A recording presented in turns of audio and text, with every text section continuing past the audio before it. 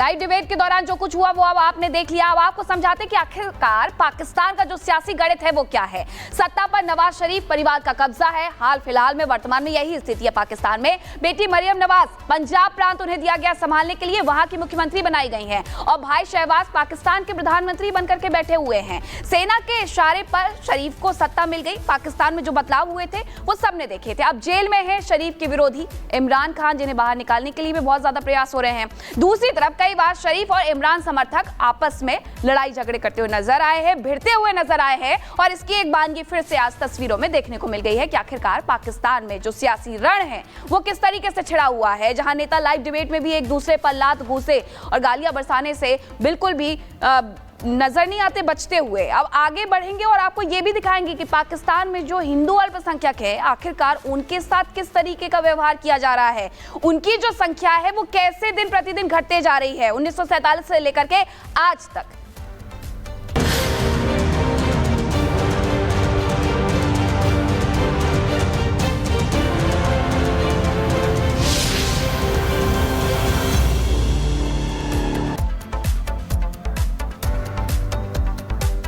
तो पाकिस्तान का सच पूरी दुनिया जानती है कि कैसे वहां लोगों के मौलिक अधिकारों को कुचला जाता है और कैसे कट्टरपंथी लोगों पर धर्म परिवर्तन के लिए दबाव बनाया जाता है।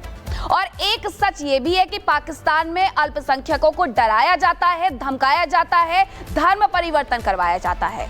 ऐसा ना करने वाले अल्पसंख्यकों के साथ गलत बर्ताव भी किया जाता है और असलियत खुद पाकिस्तान सरकार की एक ऐसी ही रिपोर्ट से सामने आई है जो बताती है कि पाकिस्तान में हिंदू सुरक्षित नहीं है।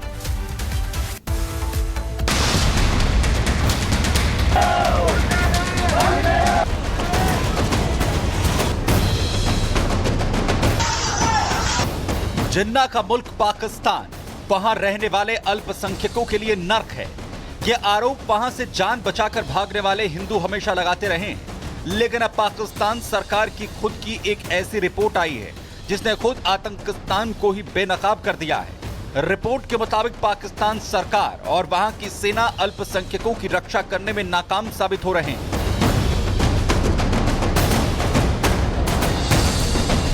दरअसल पाकिस्तान के मानवाधिकार आयोग यानी HRCP ने एक फैक्ट चेक स्टडी की है। इसका नाम है exodus is the Hindu community living Sindh. इस रिपोर्ट का मकसद सिंध में हिंदू लोगों की स्थिति को लेकर था। रिपोर्ट के अनुसार अल्पसंख्यकों की रक्षा करने में सिंध राज्य नाकाम रहा है। इसके कारण कई हिंदू परिवार पलायन के लिए बेबस हो गए। धर्म आधारित हिंसा के चलते हिंदुओं पर अत्याचार किए गए। हिंदुओं के खिलाफ वसूली, किडनैपिंग की वारदातें आम हैं, जबकि लड़कियों के अपहरण, जबरन धर्म परिवर्तन की घटनाएं भी लगातार बढ़ती जा रही हैं। रिपोर्ट में साफ लिखा है कि हिंदू परिवार सुरक्षा के लिए लगातार भारत और अन्य देशों की ओर पलायन कर रहे हैं। सिंध से हिंदुओं का पलायन केवल एक सामाजिक संकट नहीं बल्कि राज्य की जिम्मेदारी पर गंभीर सवाल खड़ा करता है। इस रिपोर्ट ने पाकिस्तान में अल्पसंख्यकों की सुरक्षा को लेकर नई बहस को जन्म दे दिया है। 9% मुसलमान हिंदुस्तान में रह गए थे पार्टीशन के समय, वो आज 27% हो गए, यानी हिंदुस्तान उनके लिए जन्नत। और जो हिंदू पाकिस्तान में रह गए थे 23%, वो आज 2% से भी कम रह गए, यानी कि हिंदुओं के लिए पाकिस्तान जहन्नुम या नर्क। हिंदुस्तान को अब वो करना चाहिए, वो भाषा बोलनी चाहिए जो पाकिस्तान समझता है। मानवाधिकार आयोग की टीम ने न केवल हिंदुओं की नाजुक होती हालत पर चर्चा की है बल्कि हिंदुओं का पलायन रोकने के लिए अपनी सलाह दी है। जैसे सिंध से हिंदुओं के पलायन पर विश्वसनीय डेटा जमा करना होगा, संवेदनशील और हिंसा वाले क्षेत्रों में पुलिस अफसरों की तैनाती की गई, जबरन धर्म परिवर्तन और बाल विवाह के खिलाफ कड़ी कार्रवाई की जाए। आपको बता दें कि 1947 में पाकिस्तान के जन्म के साथ ही वहां धार्मिक अल्पसंख्यकों के खिलाफ अत्याचार शुरू हो गए। धर्म के नाम पर बने देश में मुस्लिम कट्टरपंथियों ने दूसरे धर्म के मानने वालों के खिलाफ चुन चुन कर हिंसा की वारदातें करनी शुरू कर दी, जिसका असर ये हुआ कि जिस पाकिस्तान में हिंदुओं और सिखों की काफी तादाद हुआ करती थी, उस देश के अधिकतर जिले हिंदू और सिखों से विहीन हो चुके हैं। आजादी के समय पाकिस्तान में 20% अल्पसंख्यक थे, लेकिन अब 1.6% हिंदू ही पाकिस्तान में बचे हैं।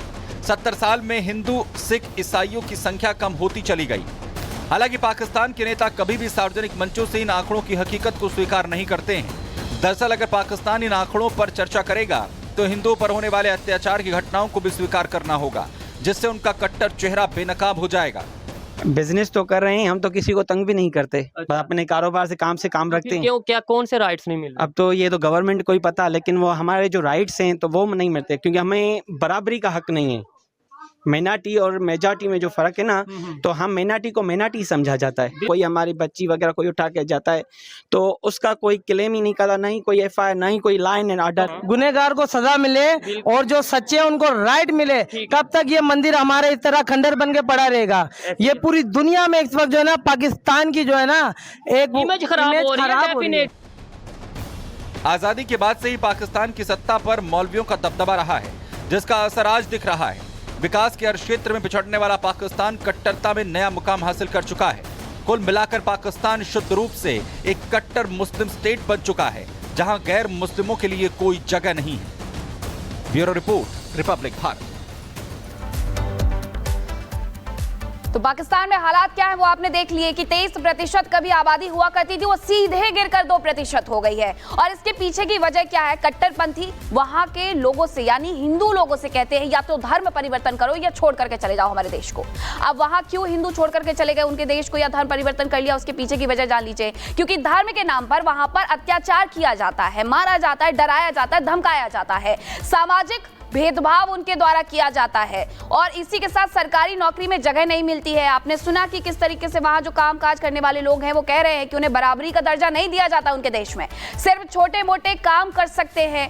हिंदुओं पर धर्म परिवर्तन का दबाव बनाया जाता है और यही वजह है कि वहां जो आबादी थी वो गिर करके सीधे 2% हो गई है। कारोबार जो लोग करते हैं उनसे वसूली की जाती है, ये खतरा भी वहां पर लगातार बना रहता है और डर की वजह से वहां पर लोग अपना हिंदू नाम तक रखने से हैं। लड़कियों को किडनैप करने की जो वारदातें हैं वो आए दिन होती रहती है और ऐसी खबरें वहां से आती भी रहती हैं। और अब बात करेंगे बांग्लादेश की। बांग्लादेश के शीर्ष पर विराजित हुए यानी बैठे हुए यूनुस अब कभी भी औंधे मुंह गिर सकते हैं। हम ऐसा क्यों कह रहे हैं, बताते हैं।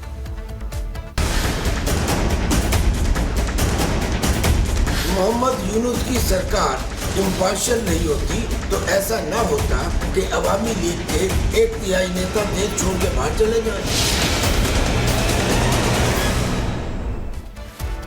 तो बांग्लादेश के प्रधानमंत्री यूनुस जो सत्ता में आते ही भारत को आंख दिखाने की कोशिश कर रहे थे, अब उन्हीं के देश में उन्हीं के नेता उन्हें आंख तरे रहे हैं। बदलाव के नाम पर सत्ता के शीर्ष पर बैठे शेख यूनुस के खिलाफ अब बगावत के सुर मजबूत दिख रहे हैं, जिन्होंने अपने देश में भड़की हिंसा को ना तो कम किया और ना ही रोका और अब खुद भी सत्ता गंवाने की कगार पर पहुंच गए हैं। आखिरकार ऐसा क्यों हुआ, इस रिपोर्ट में आपको दिखाएंगे।